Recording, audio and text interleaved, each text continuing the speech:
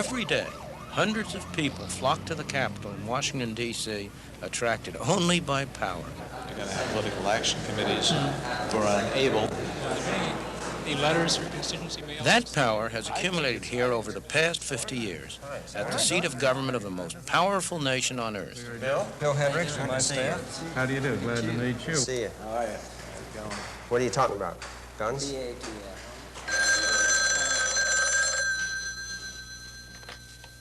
Hello, this is Warren Richardson. Oh, Mary, yes. What's on your mind? Warren Richardson makes his living by knowing who has power and influence to trade. Get the word. I'll be here waiting for you. He's a lobbyist. Thanks a lot. Bye. The official administration position on this bill, however, is that its consideration would be premature at this time in view of the president's... He trades with people like these, members of the House Committee on Agriculture. They make some of the laws and regulations that, among other things, control the food we eat. They are elected officials who have the power to spend billions of dollars of our tax money. We always took them out. It takes all of page 2 and it takes all of page 3. Naturally, lots of people would like to get their hands on that money. That's the kind of stuff that ought never go into the statute books. And I think anybody who is practicing the justice court knows it. The way you get common sense administration is by having common sense administrators. And I would feel like there's more common sense administration in agriculture. Access is all important. And how you gain access. It used to be that there are only maybe a few hundred lobbyists in this town. Now we record up to 15,000 lobbyists, plus ancillary personnel of secretaries, receptionists, and typists. And the researchers that go with that. They're calling upon all the law firms imaginable. So there's a tremendous support base out there for the lobbying effort. You don't have to walk these corridors very long before you begin to realize that the concentration of power in the hands of a few people, however well-intentioned, is a real threat to the freedom of the individual. Of course, Warren Richardson doesn't see it that way. Over the years, he's successfully lobbied for special interest groups in energy, environment, wages, and prices. Today, he's arguing the case for another special interest, the National Action Committee on Labor Law Reform, hoping to swing influence his way. The bill goes overboard in terms of... Much, much too far. There's hardly a time when the corridors of congressional office buildings are not peppered with people waiting for their chance to see and influence the elected men at the center of power. Set aside within that legislation for funds for communities of 50,000 and under, the goals of the existing law and certain statutory paperwork requirements are often very unrealistic for smaller communities. The deals made here affect all of us, and sometimes in ways we don't like. But don't blame the people making the deals. They're just pursuing their own self-interest, which may be as narrow as making a buck or as broad as trying to reform the world. We, the citizens, are to blame because we've handed over so much of our lives, our personal decision-making to government. And we now find that what government does severely limits our freedom.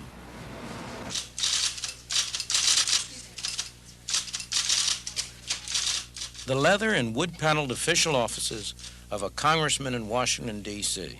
It's the mecca of those who try for behind-the-scenes influence. The acknowledgement. Weaving his way between special interest groups can be tough for a politician. To stay in office, he needs votes. To get votes, he often has to make deals. The chances of our party regaining the White House, if Republicans, if the president sends up policies that Republicans can support. It's frequently a frustrating business. But when you have people who are coming in not for purposes of debate and dialogue and discussion on something, but merely they demand their special interest or their single issue concern, that's where it becomes extremely difficult because there might be an equal number on the opposite side of the coin.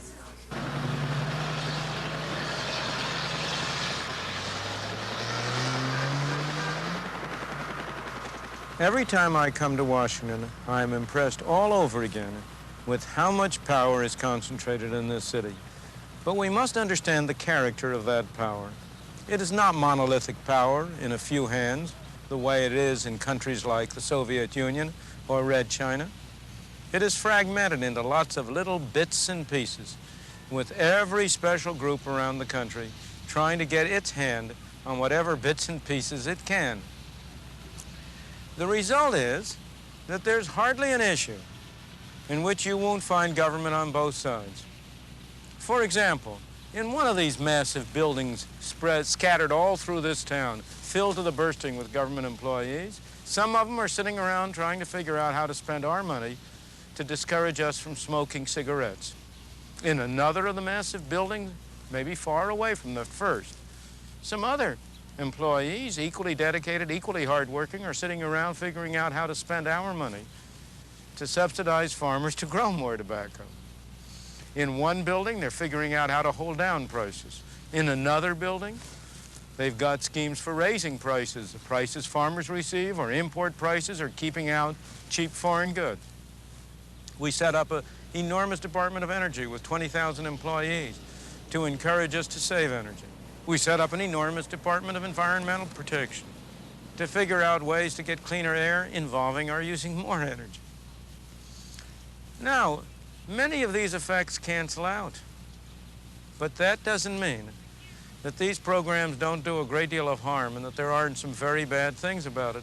One thing you can be sure of, the costs don't cancel out, they add together. Each of these programs spends money taken from our pockets that we could be using to buy goods and services to meet our separate needs. All of these programs use very able, very skilled people who could be doing productive things. They, all of them, grind out rules, regulations, red tape, forms to fill in. I doubt that there's a person in this country who doesn't violate one or another of those rules or regulations or laws every day. Not because he wants to or intends to, but simply because it's impossible for anybody to know what they all are. Those are the bad things. But there's something good about this fragmentation of power, too. And that is that it enables us to do something about it. If power were really concentrated and monolithic in a few hands, it'd be hopeless to reform the system. But because it's fragmented, because it's split up, we can see how much waste there is, we can see how inefficient it is, how the left hand seldom knows what the right hand is doing.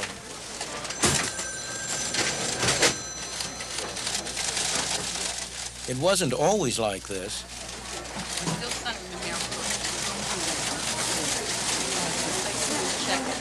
The armies of bureaucrats administering our lives, making our decisions, spending our money, all supposedly for our good.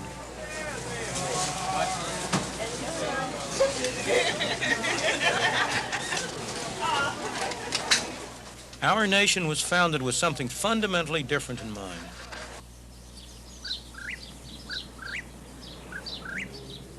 Almost 200 years ago, a remarkable group of men gathered in this room to write a constitution for the new nation that they had helped to create a few years earlier. They were a wise and learned group of people. They had learned the lesson of history. The great danger to freedom is a concentration of power, especially in the hands of a government. They were determined to protect the citizens of the new United States of America from that danger. And they crafted their Constitution with that in mind. That Constitution has served us well. It has enabled us to preserve our freedom for close on to 200 years. But in the past 50 years, we have been forgetting the lesson that the wise men knew so well. From regarding government as a threat to our freedom, we have come more and more to regard government as a benefactor from which all good things flow. We have assigned increasing tasks of great importance to government. We have turned over to government a larger and larger fraction of our income to be spent on our behalf. And the results are plain for all to see. They are disappointing. The great expectations have not been achieved, and our freedoms have suffered in the process.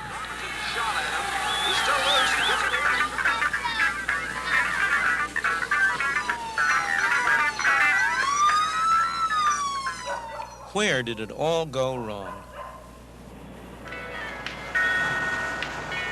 government began to take an increasing part in our personal affairs nearly 50 years ago. It was 1933, at the lowest point of the worst depression in history. The idea took root that capitalism had failed, and that failure was responsible for the human and economic tragedy. In the early 30s, Franklin Delano Roosevelt and his advisors met here to devise programs to meet the problems of the Depression. Their answer was to give central government more power. Out of that beginning came today's welfare state.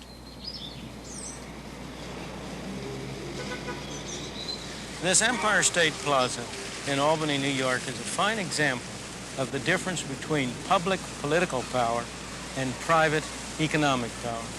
It was constructed while Nelson Rockefeller was governor of the state of New York.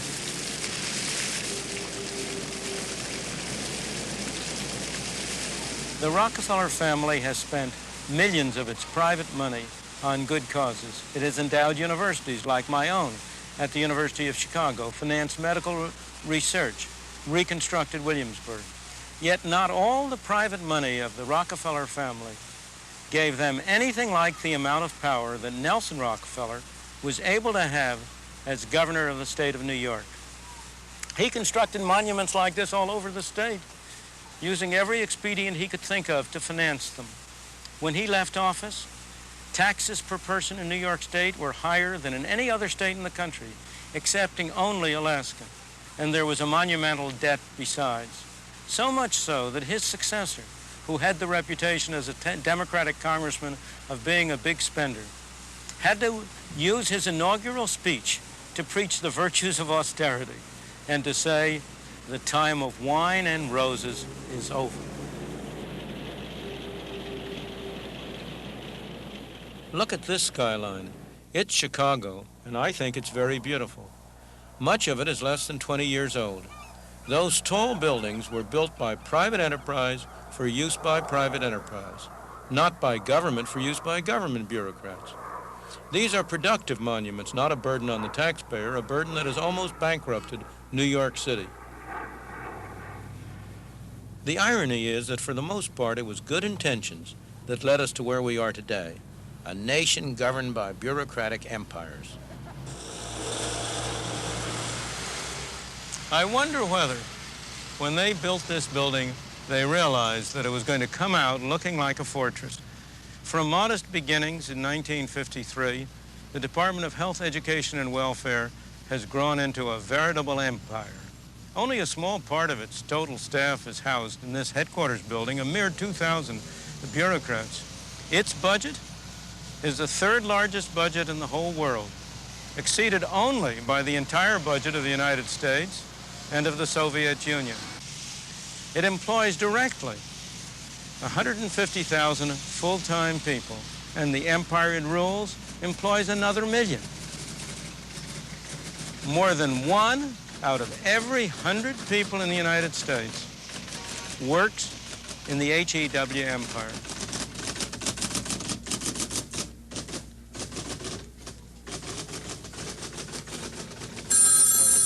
As we have seen in this series, the Department of Health, Education, and Welfare is spending increasing amounts of our money each year on health. One effect is simply to raise the fees and prices for medical and hospital services without a corresponding improvement in the quality of medical care that we receive. It is controlling more and more of the food and drugs we buy, in the process discouraging the development and preventing the marketing of new drugs that could be saving tens of thousands of lives a year. In the field of education, the sums being spent are skyrocketing, yet by common consent, the quality of education is declining. More and more money is being spent and increasingly rigid controls imposed to promote racial integration, yet our society is becoming more fragmented. In the field of welfare, billions of dollars are being spent each year, yet at a time when the standard of life of the average American is higher than it has ever been in history, the number of people on welfare rolls is growing. Social Security, the budget is colossal, yet it is in deep financial trouble. The young complain, and with considerable justice, about the high taxes that they must pay, and those taxes are needed to finance the benefits that are going to the old. Yet the old complain, and also with justice, that it is difficult for them to maintain the standard of life that they were led to expect. A system that was enacted to make sure that the old never became objects of charity sees an increasing number of our older folk on the welfare rolls. By its own accounting, HEW in 1 year lost through fraud, abuse, and waste an amount of money that would have built well over 100,000 houses costing $50,000 apiece. Little wonder that those initials are increasingly coming to stand for how to encourage waste.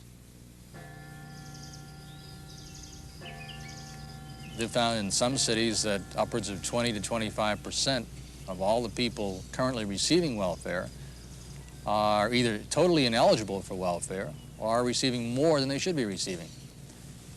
And it appears in looking into this that the main reason for this is not the welfare laws themselves, but the way they're administered. They're administered in a very lax and loose manner.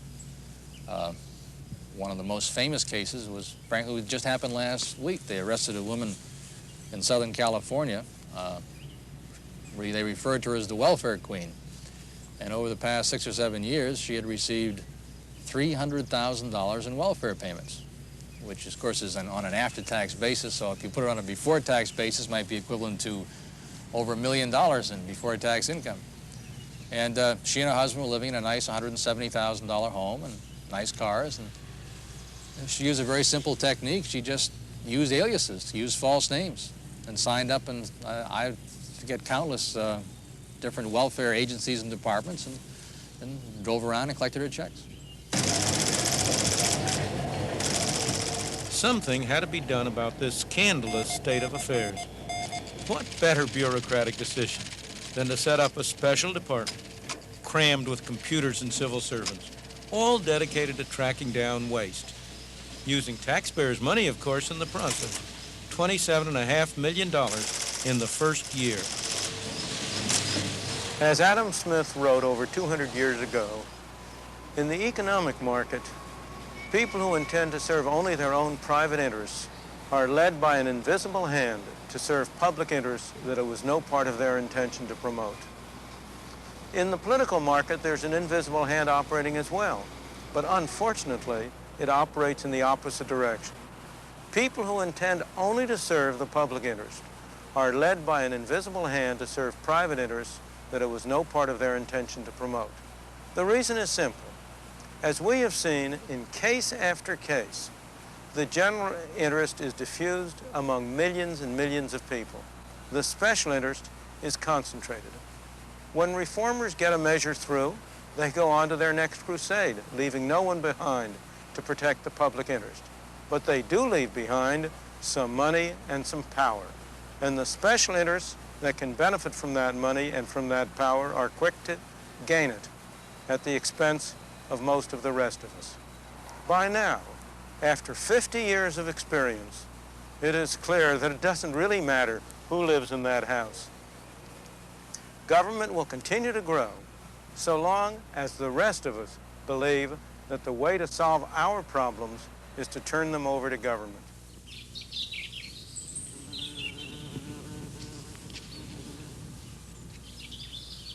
Yet there are many people who want to solve their own problems, who want to use their own skills and energy and resources. We found such a person here in Southern California.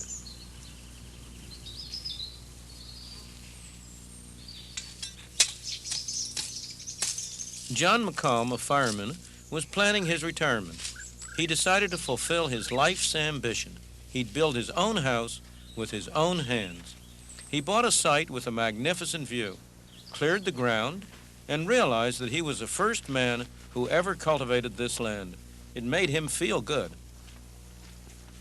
He pulled a trailer onto the edge of his plot and moved in with his wife to live there while they worked on the house.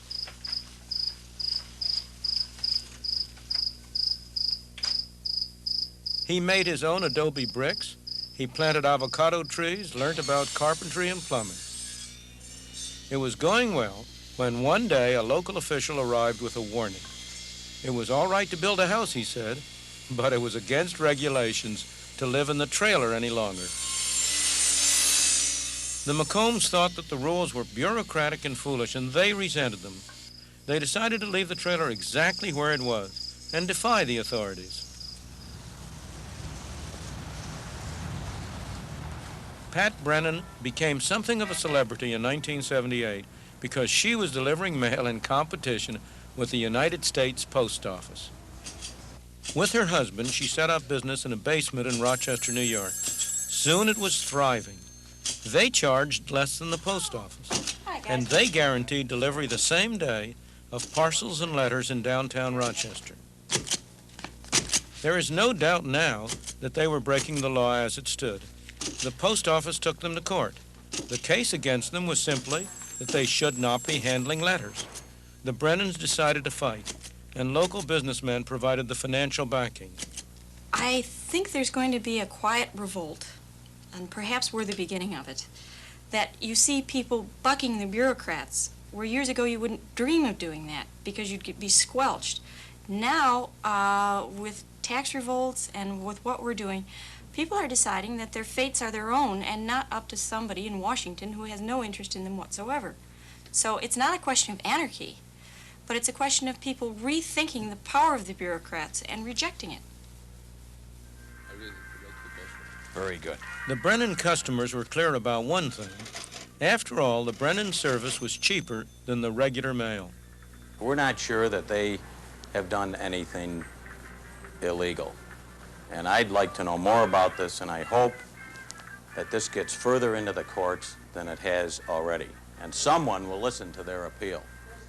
Because when we use the Brennans, we know for a fact that that same-day delivery is going to be happening day after day after day.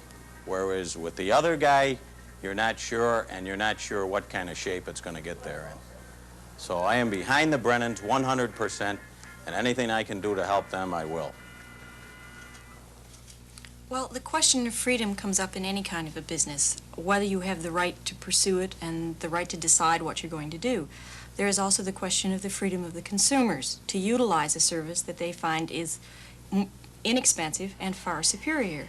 And according to the federal government and the body of laws called the Private Express Statutes, I don't have the freedom to start a business, and the consumer does not have the freedom to use it, which seems very strange in a country like this, that the entire context of the country is based on freedom and free enterprise.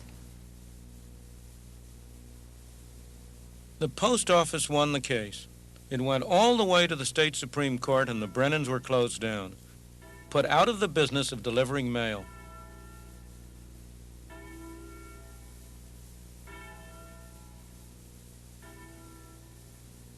What we've been looking at is a natural human reaction to the attempt by other people to control your life when you think it's none of their business. The first reaction is resentment. The second is to attempt to get around it.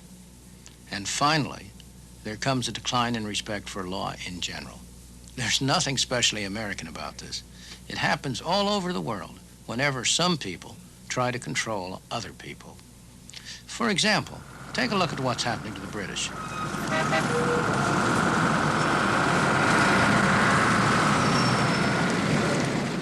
For most of the past century, Britain was known throughout the world for the respect which its citizens gave to the law, but no longer. And I think it's perfectly fair to say that we have become, in the course of the last 10 or 15 years, a nation of fiddlers. How do they do it? They do it in a colossal variety of ways. Let's take it right at the lowest level. Take a small grocer in a country area, say Devon. Very small turnover. How does he make money? He finds out that by buying through regular wholesalers, he's always got to use invoices. But if he goes to the cash and carry and buys his goods from there, then the profit margin on those goods can be untaxed because the tax inspectors simply don't know he's had those goods. So that's the way he does it. Then if you take it at the top end, if you take a company director, well, there are all kinds of ways they can do it. They buy their food through the company. They have their holidays on the company. They put their wives as company directors even though they never visit the factory. They build their houses on the company by a very simple device of building a factory at the same time as a house. It goes absolutely right through the range, from the ordinary person doing ordinary working class person, doing quite menial jobs, right to the top end, businessmen, senior politicians, members of the cabinet, members of the shadow cabinet, they all do it. I think almost everybody now feels that the tax system is basically unfair. And everybody who can tries to find a way around that tax system. Now, once that happens, and once there's a consensus that a tax system is unfair, the country, in effect, becomes a kind of conspiracy. And everybody helps each other to fiddle. You've no difficulty fiddling in this country because other people actually want to help you. Now, 15 years ago, that would have been quite different. People would have said, hey, you know, this is not quite as it should be. So that's the first reason, a very high level of taxation. But I think personally that there's another factor comes into it. And that is that over the years, we've had a huge growth in bureaucracy, government expenditure, cotton wool, if you like, to protect people from the slings and arrows of ordinary life, you know, health service, all kinds of benefits of one sort or another.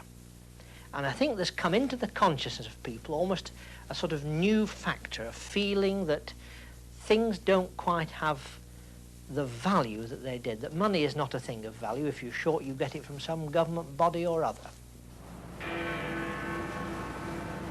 Criminal tax evasion in Britain.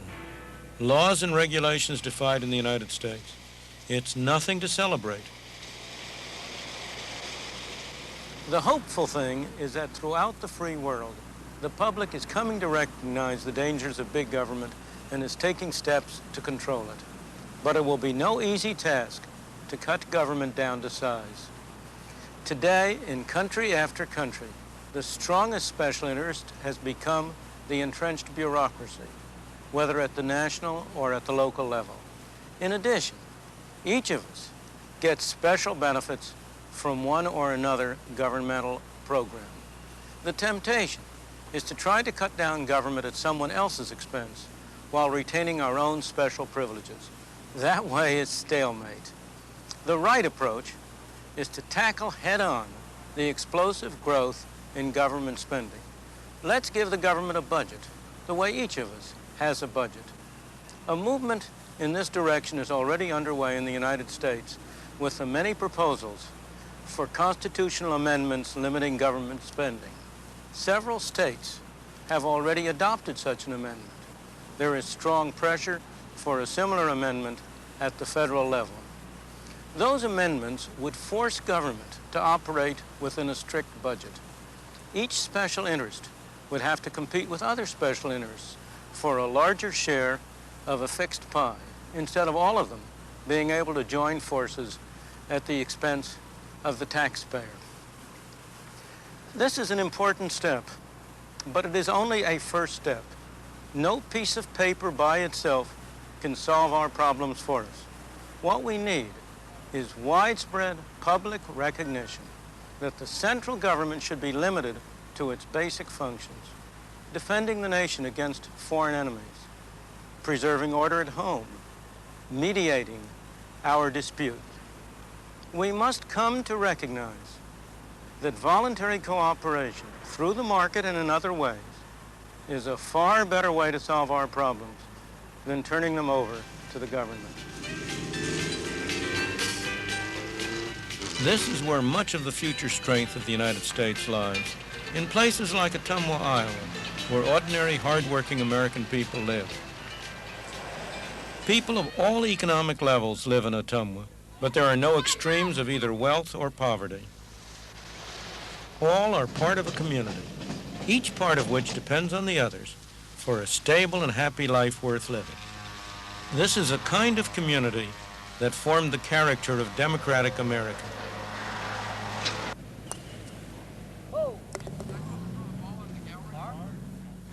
We began this series by stressing two ideas.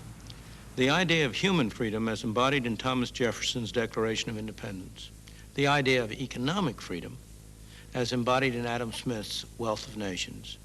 Those two ideas, working together, came to their greatest fruition here in the heartland of America. But the basic character of the society that they created has been changing as a result of the rise of another set of ideas. We have forgotten the basic truth that the founders of this country knew so well, that the greatest threat to human freedom is a concentration of power, whether in the hands of government or anyone else. Throughout the Western world, more and more of us are coming to recognize the dangers of an over-governed society. But it will take more than a recognition of danger. Freedom is not the natural state of mankind. It is a rare and wonderful achievement. It will take an understanding of what freedom is, of where the dangers to freedom come from. It will take the courage to act on that understanding if we are not only to preserve the freedoms that we have, but to realize the full potential of a truly free society.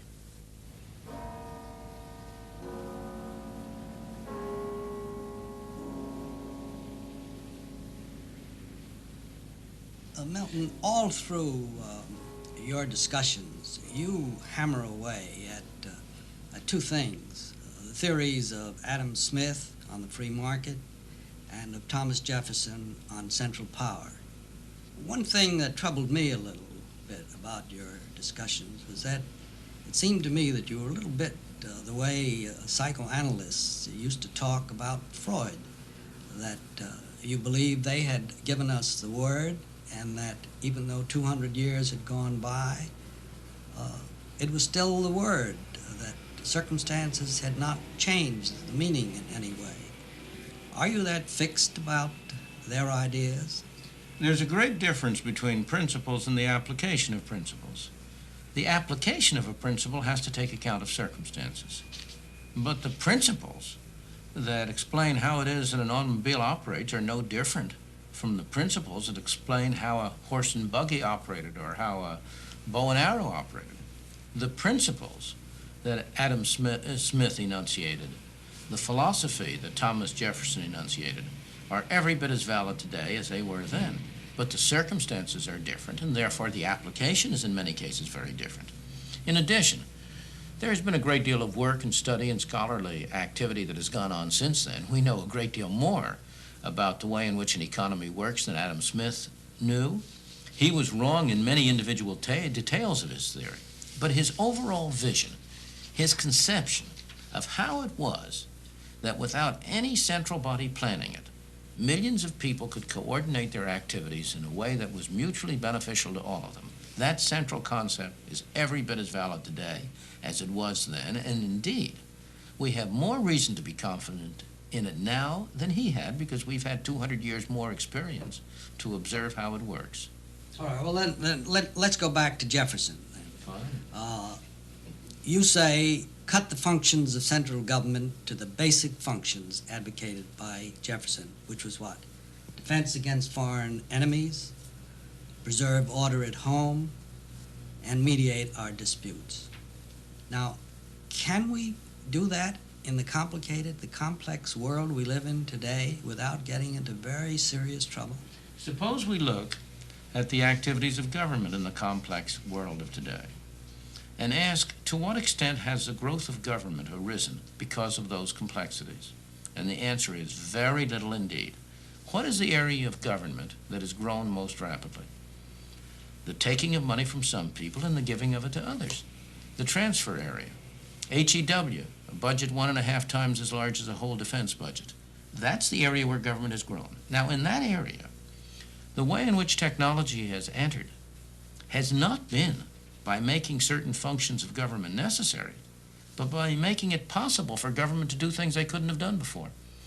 Without the modern computers, without modern methods of communication and transportation, it would be utterly impossible to administer the kind of a big government we have now. So I would say that the relation between technology and government has been that technology has made possible big government in many areas, but has not required it. I know, I believe, I say I know, I think I know, but I'll say I believe that you blamed the government for the Great Depression of 1929 to 1933. And of course, you had to blame FDR for all he did. But most people feel that he saved this free economy of ours.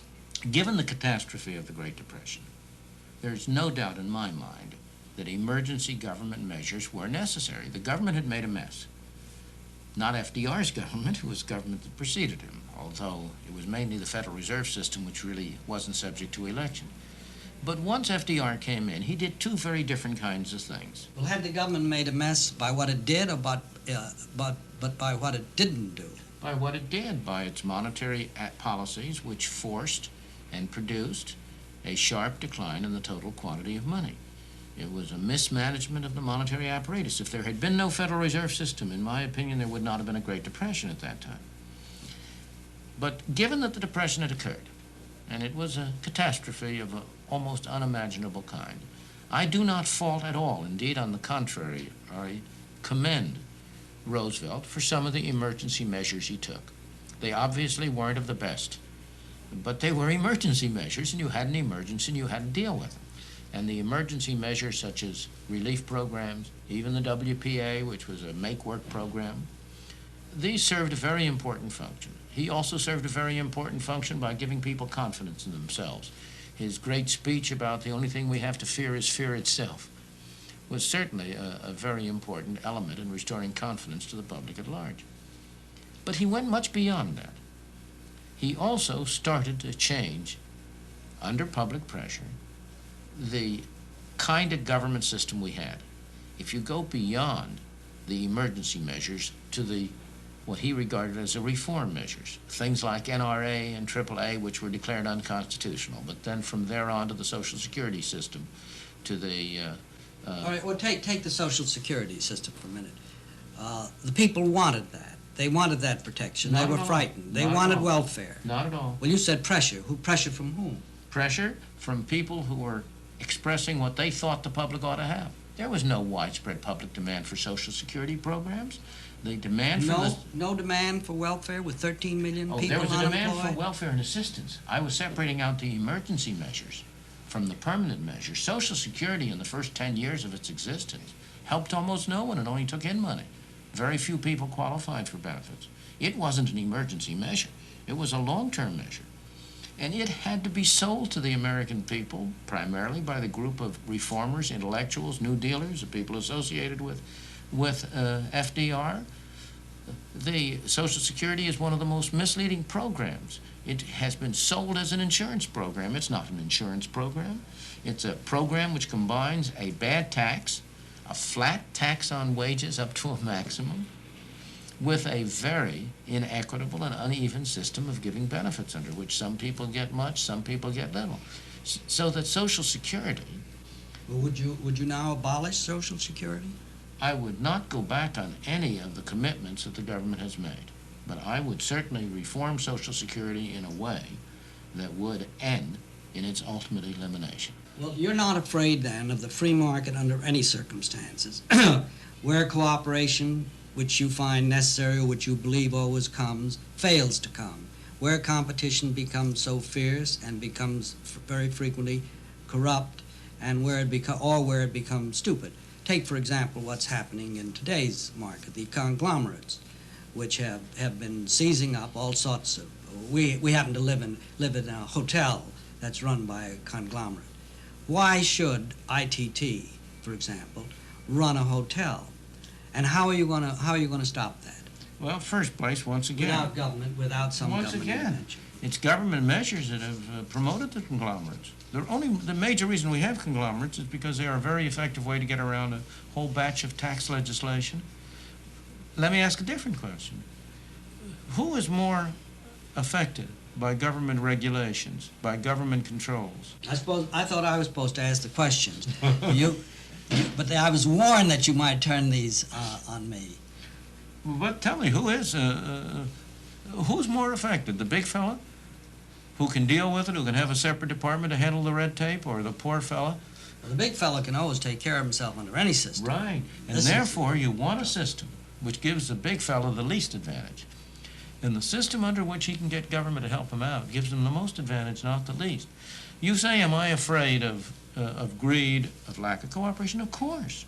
But we always have to compare the real with the real. What are the real alternatives? And if we look at the record of history, if we go back to the 19th century, which everybody always points to as the era of the robber baron who strode around the land and ground the poor under his heel, what do we find? The greatest outpouring of voluntary charitable activity in the history of the world. This University of Chicago is an example. It was founded by contributions by John D. Rockefeller and other people. The colleges and universities throughout the Midwest. If you go back and ask when was the Red Cross founded, when was the Salvation Army founded, when were the Boy Scouts founded, you'll discover all of that came during the 19th century in the era of unregulated, rapacious capitalism. Milton, I'd like to go back for a minute to the question of conglomerates. Granted that what you say, that the government policies, concentration of central government, if you will, or whatever you want to call it, are responsible for the growth of conglomerates. What should you do about them now? No should doubt. Government try to undo them? Or should anybody try to undo them? No. Or should you just let them fail? What would You do? should let them fail, of course. I am strongly opposed to government bailing any of them out. You should let them fail. The best things you can do, in my opinion, are first to have complete free trade, so you can have conglomerates in other countries compete with conglomerates in this country. We may have only 2 or 3 automobile companies, but there's Toyota, there's Volkswagen. Competition from abroad is effective. But in the second place. And when you say complete free trade, you mean all over the world? No, sirree. I mean the United States all by itself, unilaterally, should eliminate all trade barriers. We would be better off if all the other countries did the same. What do you think would happen if we just did it, though? I think we'd be very much better off, and a lot of others would then follow our example. That's what happened in the 19th century when Great Britain in 1846 completely removed unilaterally all trade barriers. So that I'm not. You don't think this country would be flooded with goods of all kinds from all over the world, maybe cheaper, and that we wouldn't have great unemployment? What would the people who sold us goods do with their money? They'd get dollars. What would they do with the dollars? Eat them? If they want to send us goods and take dollars in return, we're delighted to have it. No, that's not a problem as long as you have a free exchange rate, because we cannot export without importing. We cannot import without exporting. You would not have a reduction in employment. What you would have would be a different pattern of employment. You'd have more employment in export industries and less employment in those industries that compete with import. But go back to conglomerates, Larry, for a moment. I just want to ask a very different kind of a question. Conglomerates are not very attractive. I would much rather have a lot of small enterprises. But there's all the difference in the world between a private conglomerate and a government conglomerate. In general, the government conglomerate can get money from you without your agreeing to give it to them. You and I pay for Amtrak and for the postal deficit, whether we use the services of Amtrak or the postal deficit or not. I don't pay your conglomerate unless I rent one of their apartments. I get something for my money. So bad as private conglomerates are, they're less bad than one of the alternatives. Milton, suppose I agree with almost everything you say and say it would be wonderful if we were starting from scratch. Almost everything I say, you're a unique human being. I didn't say I do. I don't say I do agree, but I said suppose I agree for the sake of argument. We can't start from scratch. No. How do we undo what we have? How do we undo what we have done? That's the hardest. How would you undo it? Not me. That's the hardest problem, and I agree. That is the real question. How do we get from where we are to where we want to go? And we can't get there overnight. We cannot get there by simply eliminating the things that should not have been done. As in the case of Social Security, we have it, and we've got to live up to our obligations. So we do have to develop a series of policies which will enable us gradually to move from where we are to where we want to be. The first and most important step, in my opinion, is to stop moving in the wrong direction.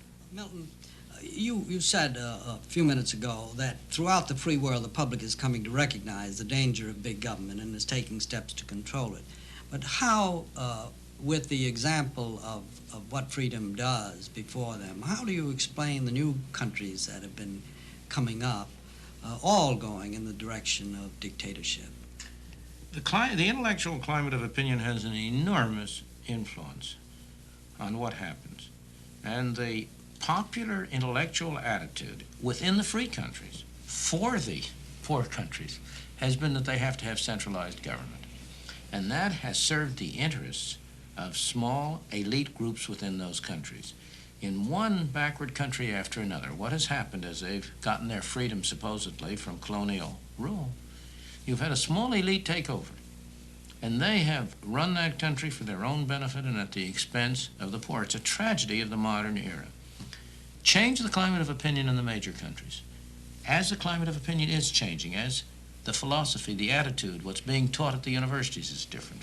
And you will see that these other countries, these backward countries, will follow it. And there is some evidence that way. If you look at the countries the backward countries which are doing best for themselves, they are places like Hong Kong, like Singapore, like Taiwan, like Korea. They're not free countries in our sense of the term, but they have much larger elements of freedom, much greater scope for individual initiative than do many of the other countries of the world which have gone much farther in the communist, centralized, controlled direction. How the Singapore, for example, and Taiwan have had, you say, very free economies. Now, how do their economies remain free, but their politics and their human freedom is still curtailed, and as I understand, in many cases, rather severely curtailed? They don't have any of the freedoms we have, the press, religion. Economic freedom is a necessary condition for all human freedom, but it's not a sufficient condition. You can have an economy that's largely free, with large elements of restrictions. For example, let me take the American experience. Before the Civil War, we had a mixture of a largely free economy with a segment of the population, the slaves, held in a condition of involuntary servitude. But even where you don't have complete political freedom, in the case of a Singapore or a Taiwan, human beings are much freer than they are in those societies where there is no economic freedom either. If you compare the conditions of people in a place like Singapore with the conditions of people in a place like Red China, or for that matter in Indonesia, you will see that the economic freedom is a very important component of total freedom. It's not something different, it's not something separate. Economic freedom is part of total freedom, and for most people it's the most important part. Freedom doesn't mean very much to a starving man. And if a free society could not help the starving man, it would be very difficult for it to remain free very long.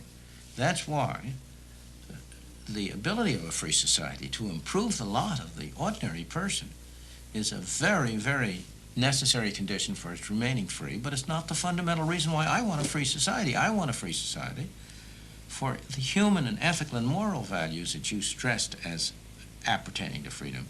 Freedom really rests, the value of freedom. Yeah, but suppose the moral values mean a lot to me, but again, as I say, they mean nothing to the man who's hungry. Absolutely he doesn't have not. time to think. It means absolutely nothing to him. What are you going to do? Well, do you think it does mean something to him? No. At first, I think it means something to many of them, of course.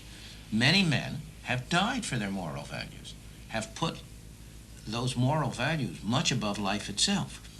But you and I, as citizens of a free society, will not stand the sight of people. Yeah, let me put it a different way. Suppose you starving. you made a speech to all the people on welfare, and you said to them, look, freedom is much more important than the welfare money that you're getting. There are ethical concepts. There are spiritual things about things. Men have died for this thing. But you told them all that, and then said, and we're going to withdraw welfare now from you. What do you think would happen? I would tell them something else. I would tell them. I want to know also what you do. I'll tell them both what I would do and what I would tell them. I would tell them, welfare has been corrupting you. Look at what it's doing to you. Look at what's doing to your children. You would be far better off, in every respect. But suppose he said to you, I don't see that at all. Without that welfare, we'd be in an awful mess. You're wrong. You wouldn't be in an awful mess, but I understand your feeling, and I do not propose to withdraw assistance from you like that all at once. I think it would be intolerable to throw the millions of people who are now depending on welfare onto the streets. We've got to go gradually from here to there. That's why I've proposed a negative income tax as a transitional device, that it would enable us to give help to people who really need help while not at the same time having the kind of mess we have now where most of the benefits go to people who are not. But look at the way in which the welfare system has been corrupting the very fabric of our society. We have put people in a trap which is of no part of their own making. I don't blame them. But they have been put in a trap where we are inducing them to become dependents, to become children, not to become independent human beings. The virtue and the desire of freedom is for what people can do with their freedom. Freedom is not an individual value, it's a social value. A Robinson Crusoe on an island, freedom is a meaningless concept to him. Milton, how bad is the state of freedom in this country today? It's a mixed bag.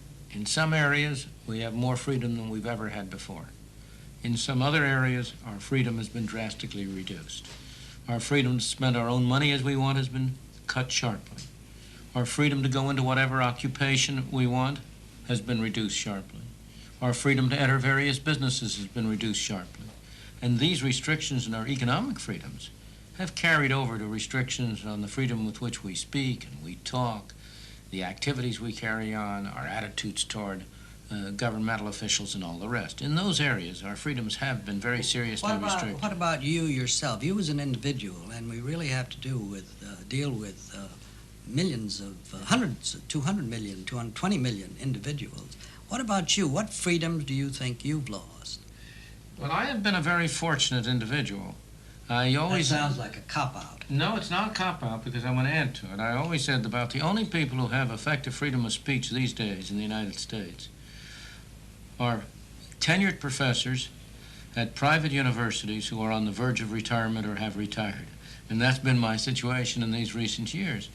Consider the freedom of, for example, a professor of medicine at any one of our great institutions. He's almost certainly having his research financed by the federal government. Don't you suppose he'd think 2 or 3 times before he gave a lecture on the evils of socialized medicine? Or consider one of my colleagues at the university who happens to be getting grants of money from the National Science Foundation. Do you think he really feels free to speak out on the issue of whether government ought to be financing such research? Of course, you ought not to have freedom without costs, but the costs ought to be reasonable. They ought not to be disproportionate. There's no businessman in this country today who can speak out freely. Why is it that the businessmen today are so mealy-mouthed in what they say? There are very few of them who are willing to come out and say openly what they believe. Why? About what? About anything. Take, for example, the recent attempts by President Carter to impose voluntary wage and price controls. There's hardly a businessman in this country who doesn't think it's terrible. There are only about 2 or 3 businessmen who have had the courage to stand up and say something about that. But again, as I say, go to my academic colleagues. Many of them feel, as I do, that government is devoting altogether too much money, that there's been altogether too much subsidization of state universities and colleges all along the line, yet very few of them are willing to speak out. Well, Milton, what about the generation that doesn't know what freedom is as you knew it, and therefore doesn't mind so much what has happened, just takes for granted what he's living under now? I think that's a very real problem. I think we're living on our inheritance. We have inherited a philosophy and a set of attitudes, and they tend to be eroded. People get accustomed to what they know. There's an enormous tyranny of the status quo, and most people, most of the time, accept the circumstances that are around them. There's a natural human drive for freedom which always expresses itself, but it's stronger or weaker. And I think a great danger in continuing along the path that we've been going on is that we will lose still more of our inheritance, still more of our basic values, of our basic beliefs in freedom, and that we will have still less protest as more and more freedoms are taken away. The real value of freedom is that it provides diversity, and diversity is in turn the real protection of freedom. People who like to live in small cities can live in small cities. People who like the impersonality of a metropolis can live in a metropolis. We have loyalties to our churches. We have loyalties to our universities, to our schools, to our clubs, to our cities, to our states. It's this diversity, the fact that there isn't a monolithic conformity imposed on us, that is the source of protection for our freedom and also the fruit of freedom.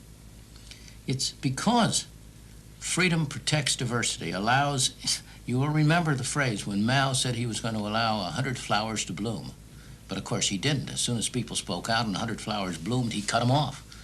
But it's the blooming of many flowers, the fact that you have all of these different expressions of people's individuality, that produces the great achievements of civilization and that provides the great hope and protection of our freedom. Are you saying then that there are pockets of freedom still existent in the countries? As I said before, the picture is a mixed bag. In certain respects, we have more freedom than we have ever had.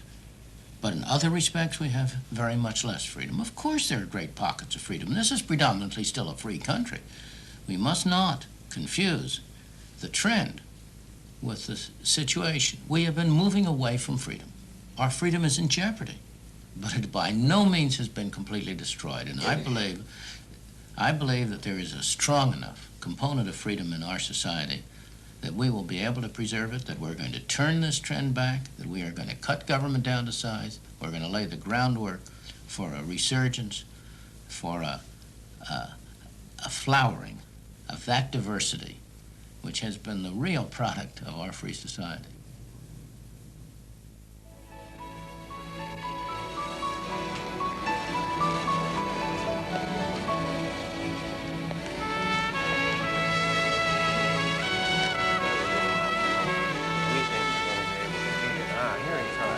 Senator, good to see you. You'll get your copy delivered personally. Good. Second point you made was the impact on the community on banking and housing, which now oversees the community development programs.